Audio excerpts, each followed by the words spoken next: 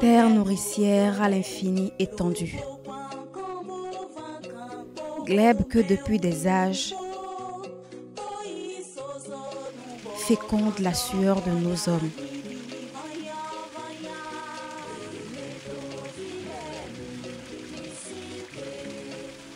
À toi, en masse, nous venons.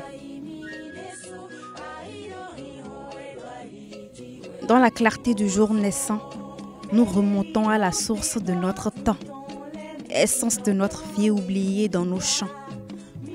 Sang de femmes à travers nos chants répandus. Relève la tête et écoute le chant de tes enfants. Quintessence de notre histoire retrouvée.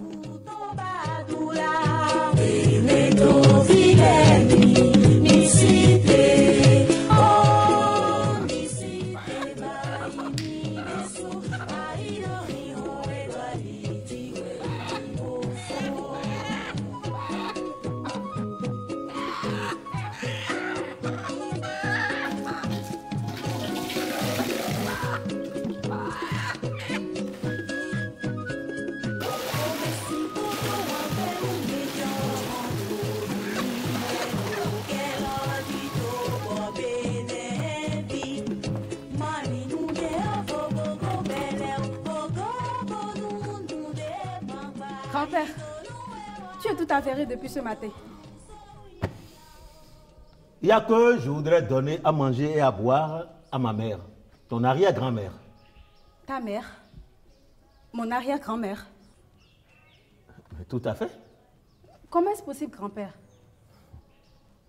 N'est-ce pas qu'il y a bien longtemps que ta mère, mon arrière-grand-mère n'est plus? Il y a des décennies qu'elle a rejoint nos ancêtres. Alors comment comptes-tu donner à manger et à boire à quelqu'un parti depuis des décennies? Alors nous parlons, elle ne doit peut-être que de la poussière. Tout à l'heure, lorsque le maître de cérémonie sera là, tu verras comment on donne à manger et à boire aux morts de notre famille.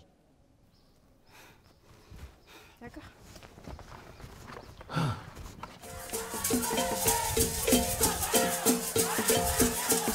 Les morts ne sont jamais morts. Les morts ne sont jamais partis parce qu'ils ont vécu parmi les vivants. Peut-être parmi nous, peut-être parmi les vivants d'alors. Ils y ont laissé des traces. Le cycle vivant, le cycle humain, c'est un avant, c'est un pendant et c'est un après.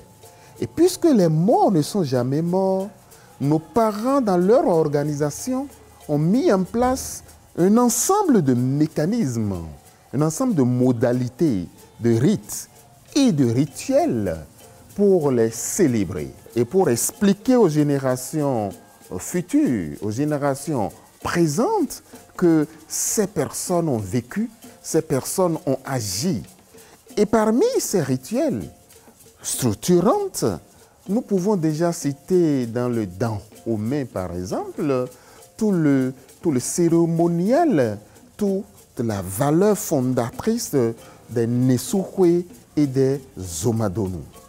Nous pouvons aussi rappeler ou évoquer la déité Egungun, cette manière pour tout le pays bénin, pour tout le pays Fon, pour tout le pays Nago-Yoruba, pour tout le pays Agoli, de ramener au goût du jour dans leur apparat, et ça c'est l'aspect spectacle, mais dans leur réalité, la présence des absents.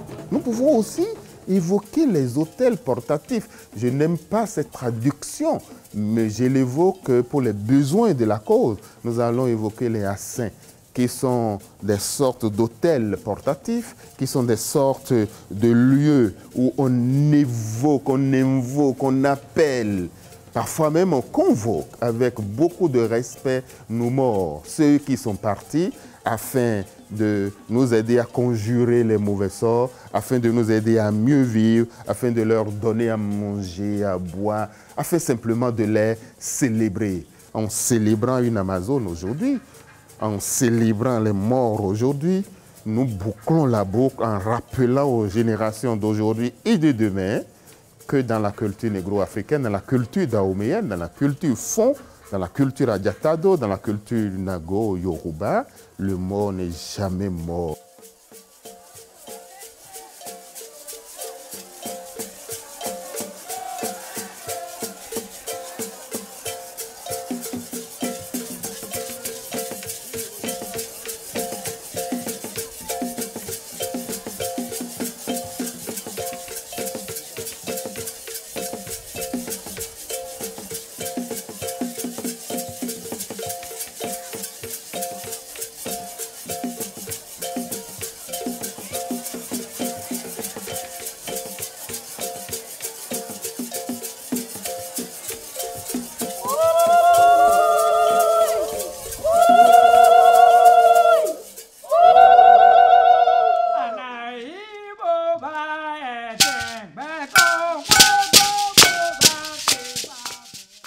Grand-père, pourquoi tout d'un coup, tout le monde est en joie?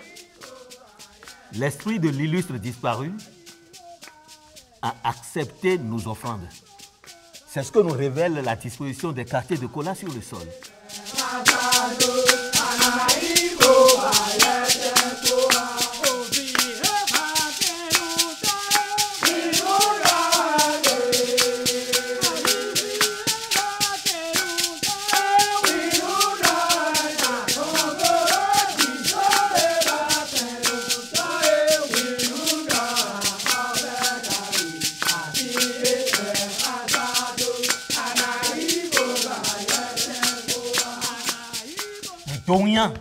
C'est ici que ça se passe.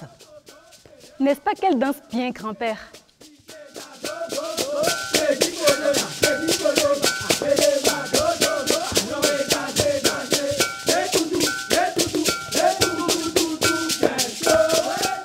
Mais qui est-ce qui danse bien? Mais là, grand-père, cette belle femme tout de blanc vêtue, c'est si beau, ces perles. Et plus que tout, j'aime bien la manière dont elle a attaché son foulard autour de la hanche. Foulard, dis-tu? Oui, grand-père. Un foulard rouge? Oui, grand-père. Un rouge vif. Essaye. C'est qui essaye? Ma mère, voyons. Ton arrière-grand-mère? Grand-père, elle a disparu. Elle a certainement disparu à tes yeux pour mieux apparaître à ta conscience. Et si je te racontais son histoire? Vivement, grand-père. Surtout que papa m'a dit que je ressemble beaucoup à mon arrière-grand-mère. Très bien.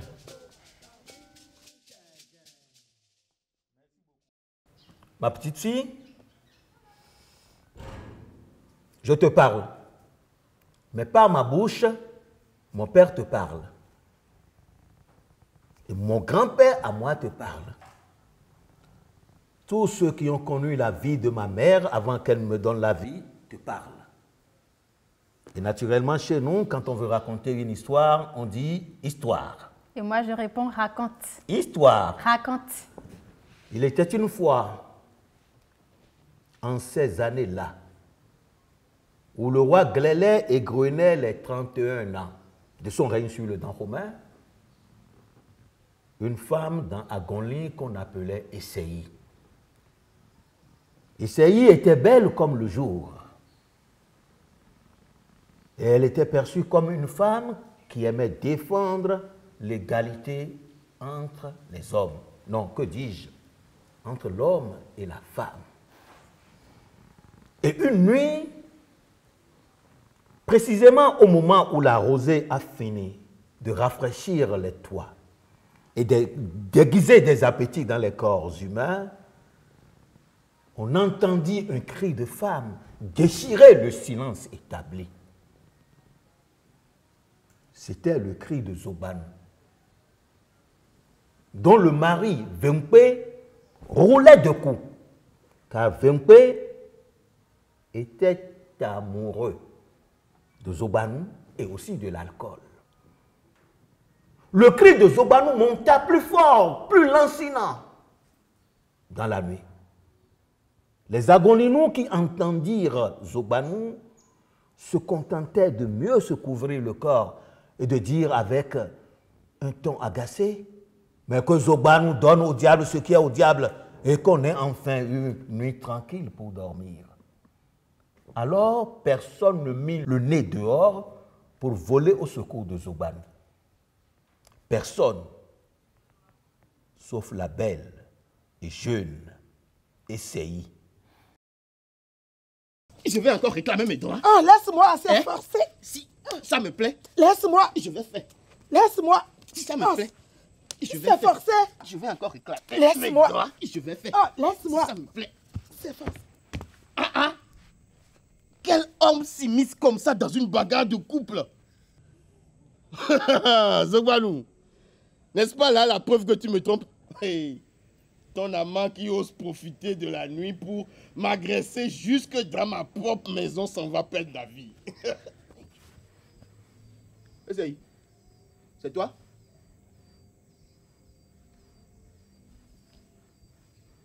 Non seulement tu me jettes par terre, mais maintenant tu t'apprêtes à te battre avec moi.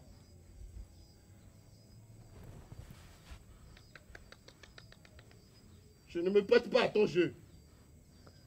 Je ne veux pas te donner l'occasion d'aller dire à tout le monde au marché à Zogochebou que tu m'as frappé. Plus jamais alors tu ne touches à Zobanu. Plus jamais. Pour moi, c'est la seule manière que tu as de m'empêcher de te frapper et d'aller le dire à tout le monde. Me suis-je bien fait comprendre?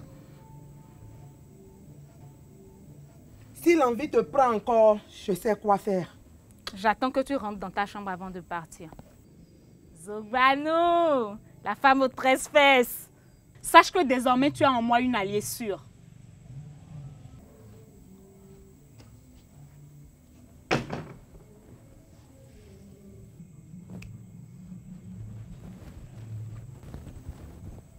Essei, en ce temps-là, était le prototype de la femme battante. Elle était sur le front de tout ce qui était noble comme cause. Qui savait l'observer comprenait aisément que dans tout acte de Essei, elle cherchait à démontrer qu'il n'y a aucune différence entre l'homme et la femme tant qu'il s'agit de contribuer à l'épanouissement humain. C'est ce qu'on pensait. Et on ignorait complètement que la noblesse d'esprit, l'écho de la noblesse d'esprit de Essei était parvenu jusqu'aux oreilles du roi Glélé, dont un des palais privés était pas loin d'ici. On l'ignorait jusqu'au jour où Essei, en compagnie d'une dizaine d'hommes et de femmes, ont pris la pause après avoir travaillé dur dans un champ situé pas très loin d'ici.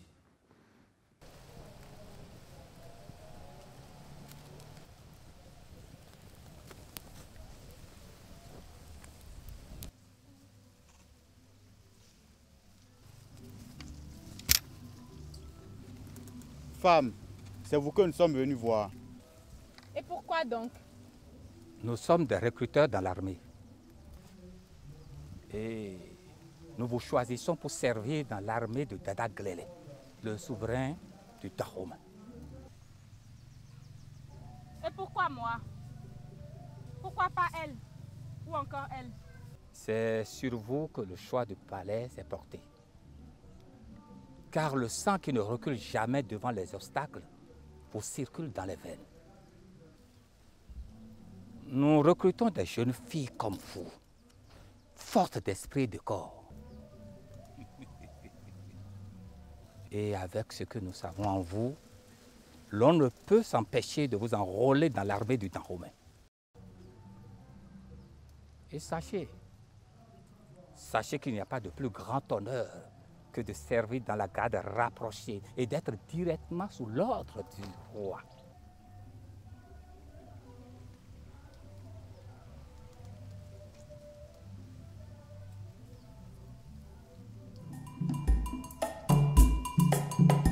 L'initiative de former des femmes pour l'armée du Dahomey est née d'une situation. La situation qu'a connue la reine Tassirambé, et elle a préféré se faire entourer d'une équipe de femmes pour sa propre sécurité. Et c'est comme ça que cette cellule qu'elle mettra sur pied pour sa sécurité va évoluer après qu'elle ait quitté le pouvoir en une armée féminine au service du Dahomey, qui est la seule armée permanente, qui est l'armée de métier du royaume. Donc pour ce faire, il faut d'abord procéder à une sélection digne du nom, des femmes d'une certaine carrure, d'un certain gabarit, leur donner une formation physique quotidienne qui leur permettra de résister et de répondre aux exigences d'un soldat, d'un militaire. Et là, il y a beaucoup de parcours d'obstacles que nous, on a retrouvés encore sur le terrain avant qu'aujourd'hui cela ne disparaisse, où il faut traverser un feu de bois bien fort, vous devez courir et traverser. Vous devez traverser des bosquets d'épines, épines piquantes végétales. Vous devez traverser. Vous devez apprendre à ramper. Vous devez apprendre à grimper des murs. Donc, ce que les gens, les militaires appellent aujourd'hui le parcours du combattant. Enrôlé dans la puissante armée du Dahomey, Essayi fut formé au sein de la brigade des Agodiers. Grâce à ses prouesses, elle gravit rapidement les échelons et accéda au grade de sous-officier. Aux côtés même du roi Glélé, elle participa à plusieurs expéditions guerrières. Il y a eu par exemple l'expédition de Kétou, qui fut lancée sur une proposition de Koudio, l'un des espions du roi et qui avait à charge le royaume de Kétou. À la tombée de la nuit, selon les informations fournies par Koudio, les soldats du Dahomey se mirent à s'approcher des camps de base de l'armée de Kétou. Les guerriers du Dahomey, en catimini, avançaient. Ils pensaient surprendre les soldats de Kétou dans leur sommeil. Mais erreur. Ce fut plutôt les soldats du Dahomey qui furent surpris par les balles des soldats de Kétou. Ils venaient, l'armée du Dahomey venait de tomber dans une embuscade bien tendue. Alors les combats s'engagèrent. Des coups de fusil partaient, zébraient la nuit. La fumée s'envolait, des cris de mort retentissaient. Les hommes tombaient. Beaucoup de gens de Kétou tombaient, mais aussi beaucoup de soldats du Dahomey succombaient.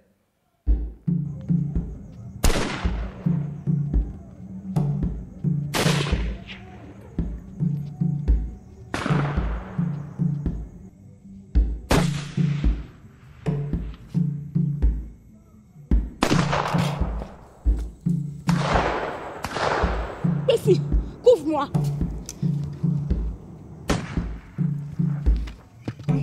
Ahwanga.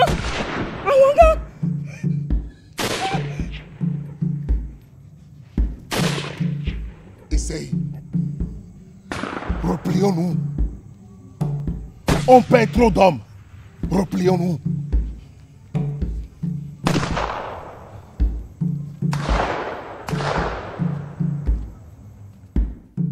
La guerre de Kétou, la toute première guerre de Kétou, fut une expédition funeste pour l'armée du Dahomey, puisqu'elle y perdit même un grand nombre de soldats, et même à Ouangan, le chef des Agodiers, qui, après avoir reçu une balle, mourut dans les bras de Essayi.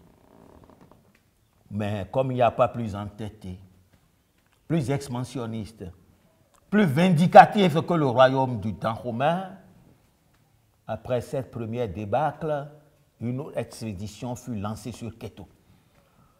Le 10e roi du Dahomey, Glélé, renvoya ses troupes à Kétou et cette fois à la tête à Godier, l'officier Esseyi. En l'espace d'un jour qui se couche et d'un jour qui se lève, tout le royaume de Kétou fut encerclé par les guerriers du Dahomey. Tout Kétou fut assiégé, isolé du reste du monde. Incapables étaient les hommes de Kétou d'aller cultiver leurs champs. Incapables de renouveler leur stock de vivres. Incapables de solliciter une autre armée pour leur venir au secours. Ils étaient incapables de tout. Alors, au bout d'un temps, qu'aucune horloge au monde n'a su retenir, les habitants de Kétou furent livrés pieds et mains liés aux affres de la faim, de la soif, des affections et de toute évidence, donc aussi aux soldats du Dahomey, qui ne rencontraient presque aucune résistance le jour où, pour une deuxième fois, ils s'attaquaient au royaume de Kétou. Le royaume fut pillé, les hôtels saccagés, désacralisés, détruites, brûlées les maisons. La plupart des notables rescapés ont été ligotés, transportés à Abomey. Après le départ des guerriers du Dahomey, le royaume de Kétou ressemblait à une terre brûlée. En sorte, c'était la Bérésina. Quoi? Qu'est-ce qu'on dit Bérésina? Bérésina, c'est le nom d'une rivière en Biélorussie. Mais dans la mémoire collective française, c'est surtout la déroute. L'hécatombe subie par les troupes napoléoniennes en 1812 face aux Russes. Ah. Et toi, tu sais tout ça? Mais grand-père, c'est écrit dans les livres d'histoire. À partir du règne de Dada Gezo, le 9e roi du Dahomey, le corps des Agodiers, des Amazones, a été institué comme corps d'élite de l'armée du Dahomey. Lorsqu'elle revenait du front avec des captifs de guerre, le roi leur offrait certains de ses prisonniers. Ces hommes et femmes, ramenés comme butin de guerre, étaient affranchis et devenaient ainsi des enfants de ces Amazones. On leur offrait également des parcelles, des terres à cultiver ou à habiter. Ce sont là essentiellement les récompenses que les souverains du Dahomey accordaient aux Agodiers en reconnaissance de leur bravoure, de leur loyauté. Douyan, ton arrière-grand-mère, ma mère, était une femme déterminée. Quand elle s'engageait pour une cause, elle le faisait de tout son corps, de toute son âme. C'est ainsi que, quelques mois après l'expédition victorieuse sur Kétou, elle afficha publiquement son amour pour Roumakou, un espion à la cour royale d'Abomey. Wow.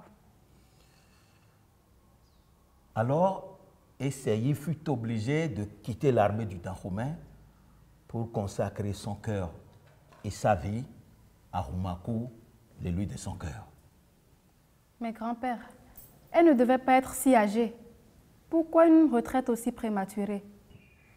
Il n'était pas permis, dans l'armée du Dahomey, d'être une Agodier, une Amazone, et d'avoir un homme dans sa vie ou de mener une vie conjugale. Alors, Esseyi, folle amoureuse de son homme, préféra quitter l'armée du Dahomey et vivre sa vie avec Roumakou. C'est ainsi que naquit Kakou, mon frère aîné. Mais quelque temps après, Roumakou mourut, laissant Esseyi. Alors, Esseyi, selon la tradition, prit un deuxième époux en la personne du petit frère de feu, son mari, Roumakou. Ça, c'est le lévira. Je ne crois pas que ce soit une bonne pratique, grand-père. N'est-ce pas que ça avilit la femme? Ma petite fille, je ne ferai pas avec toi ce débat, car il y a bien des valeurs africaines que nous-mêmes, à cause de la civilisation occidentale, nous payons en noir, sans savoir quelle était leur pertinence à l'origine.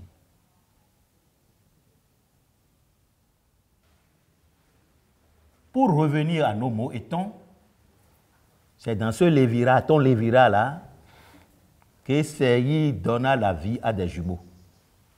Mais malheureusement, les jumeaux partirent très tôt. C'est d'ailleurs eux que nous célébrons à travers ces statuettes que tu vois là-bas. Et depuis plus de 70 ans, vous les habillez, leur donnez à boire et à manger. Nous prenons soin d'eux, car chez nous, les morts ne sont jamais morts. Surtout les jumeaux. Quand ils vont rejoindre nos ancêtres, nous disons toujours qu'ils sont allés en forêt chercher du bois de feu. Sacré Pépé. Sacrée civilisation, oui. Et comme la vie est un long fleuve dont le cours ne doit jamais tarir, quelques années après le départ des jumeaux des rives de la vie, la joie de la maternité gonfla à nouveau le ventre de Essayi. Et c'est là que moi je naquis. Moi, Dossou. C'est-à-dire celui qui vient fermer le trou laissé par les jumeaux. Pépé Dossou, le fermeur de trou. Et me voici là devant toi, en train de te raconter l'histoire de ma mère, de ton arrière-grand-mère, Essayi, l'Amazone. Et moi, je suis très fière d'être de la lignée de Essayi. Quand la France a détruit le Dahomey, est rentré à Abomey 17 novembre 1892, les Amazones n'étaient pas encore démobilisés. Le roi était vaincu, le roi Béhanzin a été obligé de prendre le maquis. Quand Agoli Agbo va s'installer sur le trône d'un royaume déjà restreint, les Amazones étaient encore actifs dans ce que nous avons appelé la résistance populaire, puisque le résident français avait pris la place du roi à l'intérieur du palais. Et les gardes cercles qui assuraient sa sécurité, toutes les nuits, il y avait des gens qui perdaient la vie parmi ces gardes. Et ça, c'était l'œuvre des Amazones. Finalement, les Français ont trouvé que leurs résidents n'étaient pas en sécurité à Abomey et vont transférer le centre de décision de la nouvelle colonie créée à Porto Novo. Au temps des attaques et des guerres que menait le royaume, c'était elle qui attaquait d'abord. C'était le corps d'élite. Donc elle suscitait déjà beaucoup de respect. Et je pense qu'à la démobilisation, elles étaient craintes. Ce sont des soldats. Elles n'ont appris que ça. Elles ne vivent que de ça. Elles n'ont pour métier que le métier des armes. Donc, vous voyez que la démobilisation, d'abord, pour elles-mêmes, ça a été un problème. Et pour les autres, les retrouver, elles ont joui du respect et surtout de la crainte.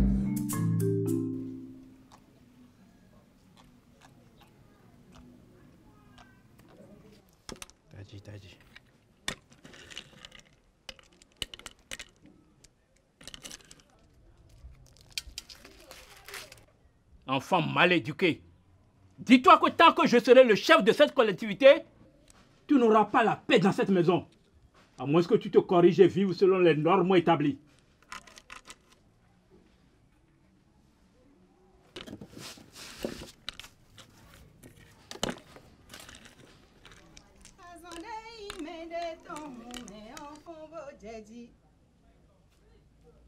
Mon fils, qui t'a mis dans cet état? C'est moi, mon manquant, le chef de cette collectivité.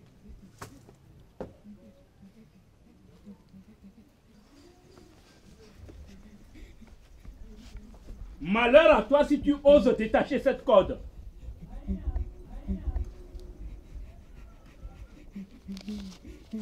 Je te le redis. Malheur à toi si tu oses détacher cette corde. Il n'est pas encore né sur cette terre l'homme qui m'empêchera de libérer mon fils. Essaye. Tu n'as même pas demandé ce qu'a fait ton fils pour être puni de la sorte. que peut bien faire un enfant de si grave pour que dans sa propre famille, l'on le ligote sous le soleil et le passer à tabac comme ça? Je te le dis. Je te dis, essaye. Roumakan, le chef de toute notre collectivité, a demandé à Wandjinou, Rondagba, Rono et Kako, ton fils, de remplir de 1000 notre 3e grenier. Après l'avoir fait, Kako a rangé le reste de 1000 dans un sac qu'il est allé déposer dans votre case. Est-ce qu'il avait à faire ça? Hein? Il n'avait pas à faire ça. Jamais. Tout ce qu'il avait à faire, c'est d'aller déposer le reste de 1000 dans la case de Roumakan. Voilà. N'est-ce pas ce que notre tradition demande? Bien cela. Roumakan a-t-il au moins pris la peine de demander à l'enfant s'il connaît cette exigence de notre tradition que moi-même, du haut de mon âge, j'ignore? Parce qu'il faut que j'aie d'abord son avis avant de le corriger. Être l'aîné de son père défunt ne t'autorise pas à le maltraiter ainsi. Il n'est pas un esclave, mais mon fils, à moi, que j'éduque pratiquement seul depuis que son père, le premier homme ayant vu ma nudité, nous a quittés. Au nom de nos ancêtres et des vaudous de notre famille, malheur à toi si tu le libères. Nous comprenons tous bien ce que tu dénonces. Mais que pouvons-nous contre l'écrasante citadelle de nos traditions, dont nous, femmes, n'en maîtriserons jamais les contours et contenus? Présente-lui simplement tes excuses. Pour que nos ancêtres vaudous, qu'ils s'est bien invoqués, ne laisse pas tomber sur toi une pluie de malheur. J'ai libéré mon fils. Que tous nos ancêtres et vaudous me couvrent de malheur ou de bonheur, afin que nous soyons situés clairement sur le camp qui est le leur. Celui du mal ou celui du bien.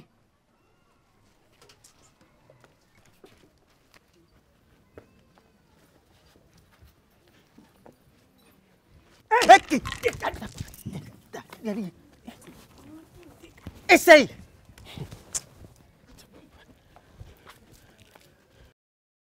Après ce scandale, qui fit grand bruit dans tout Zanjanando, Essayi décida d'amener mon frère aîné Kako et moi à Kové, à Zoba Zogoli, dans la collectivité de son père. C'est ainsi que nous avons grandi à Kové, où naquit plus tard ton père. Waouh, quelle histoire! Essaye, mon arrière-grand-mère avait à sa manière bien marqué la vie de sa communauté. Pépé, disons qu'elle était une véritable héroïne, une pure Amazone en chair, os et sang.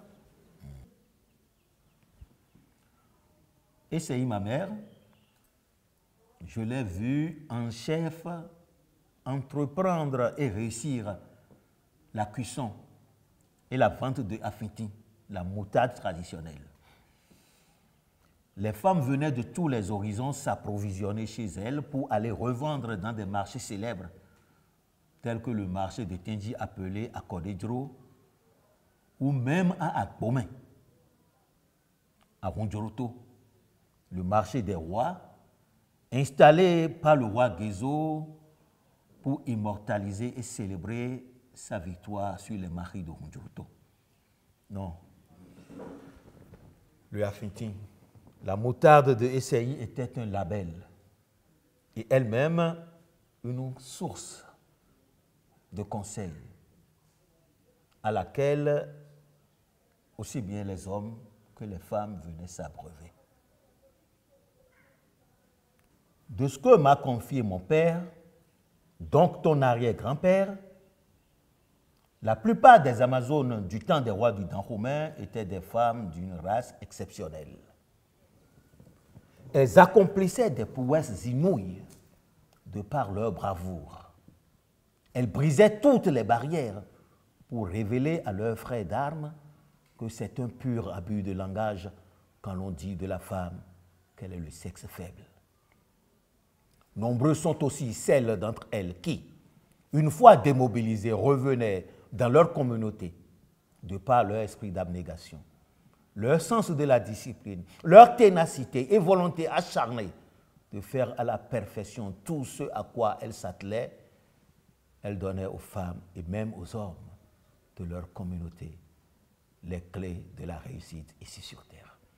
Des clés toujours actuelles d'ailleurs, si l'on sait scruter en profondeur la vie de ces femmes que l'on appelle Amazones, Agodiers, et qui de leur tête, de leurs mains, de leur cœur et aussi de leur sang ont bâti le Dahomey que nous appelons aujourd'hui notre pays, la République du Bénin. Pépé, riche d'histoire est notre terre. En ces jours de vacances que je suis venue passer près de toi, j'ai parcouru monts et vallées. J'ai entendu le sinistre cri de Oro, le dieu de la forêt, déchirer le silence de la nuit.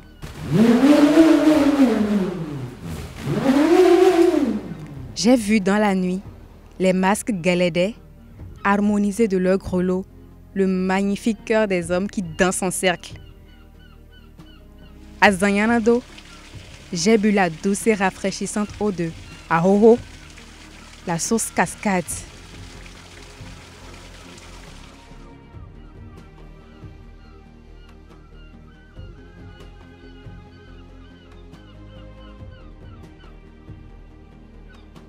J'ai vu aujourd'hui l'église catholique Saint-Benoît se dresser sur ce qui fut hier le camp d'entraînement des Amazones, les Agodiers. Dans Azogochebu, le marché de Kovey, j'ai vu mes braves mères et sœurs proposer aux clients de passage les produits de leurs étalages. À Azogochebu, j'ai dégusté du porc succulent et écouté le chanteur philosophe Bema Omele, le roi du Lomba. Mais de toutes ces belles choses que j'ai rencontrées et vécues, ton récit est de loin le meilleur de ma plongée dans la source. Bientôt, papa viendra me chercher pour un retour à Cotonou, où dans peu de jours, comme partout ailleurs dans le pays, se rouvriront les portes de l'école.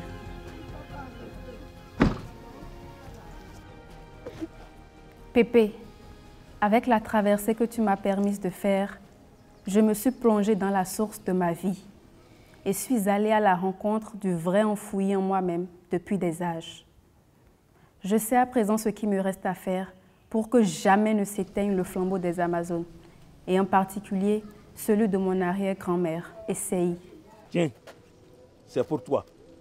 Noussa Kakotonou.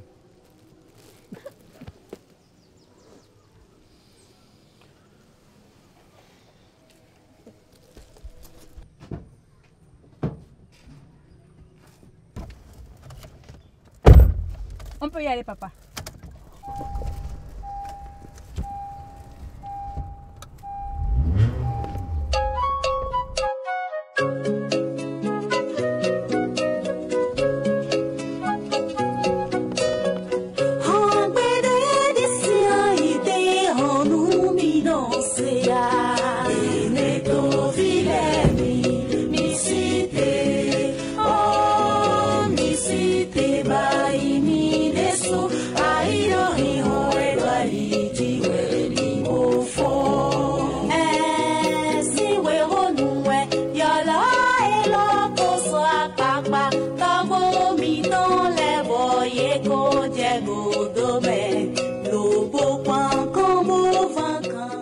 Amazone en ce lieu dressé.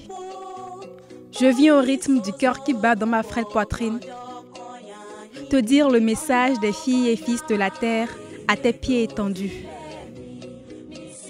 Toi, corps et visage de milliers de nos femmes parties pour l'éternité, nous voici prêts pour la marche retrouvaille. Où que tu sois, où que vous soyez, nous comptons descendre dans les entrailles de notre histoire pour que s'exhume la beauté de votre vie, de votre mort. Voici le jour glas des ténèbres qui depuis vous couvrent. Que tu t'appelles Nanga, Choko, Atakpalangan ou Essei, nous coloriserons partout sur les rives de notre vie les sublimes récits, héritage à nous laisser.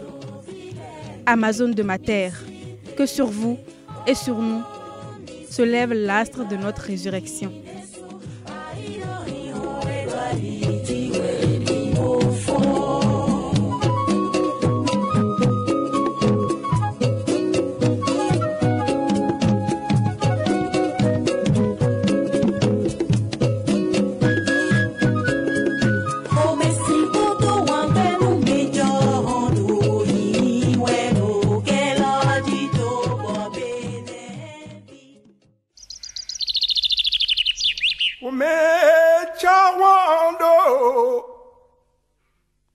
Oyovo wame ele emi Omimando finu mi se egbenu Oyovo runi jenso omina Ahan hotsa